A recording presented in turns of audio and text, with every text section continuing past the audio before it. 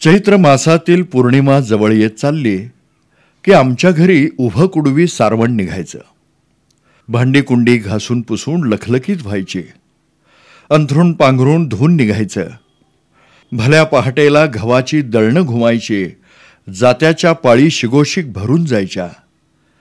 घरात येतेल्या पै पाहुण्यांच्या देखभालीची तयारी व्हायची. घरच्या कुळस्वामीच्या महापूजेसाठी नारळ यायचे. गुलाबाची पेवं फुटायची. दवण्याच्या वासानं घर दरवळून उठायचं. चैताच्या महिन्यात फुलल्या चारी वाटा. ज्योतिबा माझा देव, रत्नागिरीचा राजा मोठा. या भावनेनं घरात आनंदी आनंद नांदायचा. अंगणात पोरी बाळींचे नटते मुरडते थवे तरंगायचे आणि पूर्णावरणाचा महानैवेद्य शिजवण्याच्या धांदलीतल्या माहेरवाशिणींच्या उठवशीनं घर शोभिवंत व्हायचं. जत्रेला जायच्या ईर्षेनं घरात नुसती धमाल उडून जायची. आमच्या गावापासून कोल्हापूर 27-28 मैलांवर. तिथून 9 मैलांवर आमच्या ज्योतिबा कुळस्वामीची वस्ती. तर तिथवर आम्ही घरची गाडी बैल जुंपून झोकात जायचे. अशा वेळी पळतेल्या बैलांच्या गळ्यातील घुंगुरांनी वाट घुमून निघायची. गाडीच्या हादऱ्यानं हाडं खिळखिळी व्हायची आणि उधळत्या बुक्क्यानं सगळं अंग भरून जायचं. पण चारी अंगानी माणसांचे थवेच्या थवे फुललेल्या वाटेनं डोंगर चढीत गाडी निघाली की शिणभाग उतरायचा.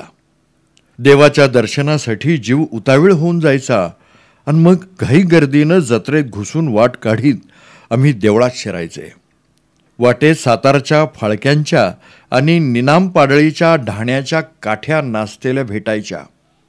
उदकाडी, गुलाल, खोबरं आणि देवाला फुले विकतेल्यांची गाठभेट व्हायची.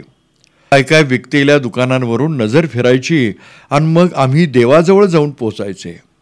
तिथं तर ही गर्दी असायची, मुंगीला शिरायला देखील वाव मिळू नये अशी. पण झम्माट्यानं पुढं होत आम्ही तसंच पुढे सरकायचे. तिथं चाललेल्या देवाच्या नावानं चांग भला, देवाच्या घोड्याच्या नावानं चांग भला या जयघोषात सामील होताना अस्मान ठेंगणं व्हायचं.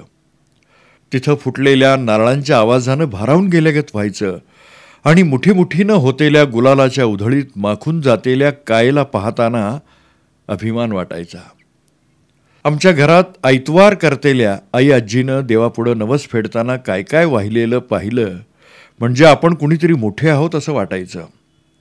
घरचा वेलविस्तार वाढू दे, घरचा उंबरा सुखानं नांदू दे, असलं काही त्या देवापुढं बोलल्या की आता आपलंच भलं होणार या कल्पनेनं मनाला खुशी यायची. त्यामुळं हस्त नक्षत्राच्या मुहूर्तावर निघतेल्या देवाच्या पालखीच्या गर्दीतून मिरवताना बरं वाटायचं. चांदीच्या गोंड्यांनी पाठीवर लुडबुडतेल्या वेणीगत समाधानानं इकडं तिकडं करताना गंमत यायची. देवदर्शनानं सुखावलेला जीव वारं प्याल्यागत पळायचा वाट फुटेल तिकडं. जत्रेला लई लांब लांबचे लोक यायचे. जात गोत विसरून माणसं कुळधर्म साजरा करायची. पै पाहुण्यांच्या साक्षीनं महापूजा बांधायची. डोळ्याचं पारणं फिटावं एवढ्या उत्साहानं माणसं फिरतेली पाहिली की खूप मज्जा यायची. खूप खूप. त्यातून कौतिकाच्या भाराखाली दबून जाता यावं या बेतानं घरच्या लोकांनी जत्रेतल्या नकट्या भावल्या आणि साखरेची चित्र घेऊन दिली म्हणजे तर आसमान ठेंगणं व्हायचं. त्या नादात मग देवाच्या नावाच्या जय जयकाराबरोबरच आम्ही वडीलधाऱ्यांच्या पण नावाचा जयघोष मांडायचे आणि मग कोणी मारायला धावलं की धूम पळून जात एका अंगाला सोडून ठेवलेल्या बैलगाडीच्या आडोशाला लपून बसायचे. त्यावेळी अशी मजा यायची की देवा ज्योतिबानं पण पोरात पोर होऊन आमच्यात येत खेळावं वाटायचं. तर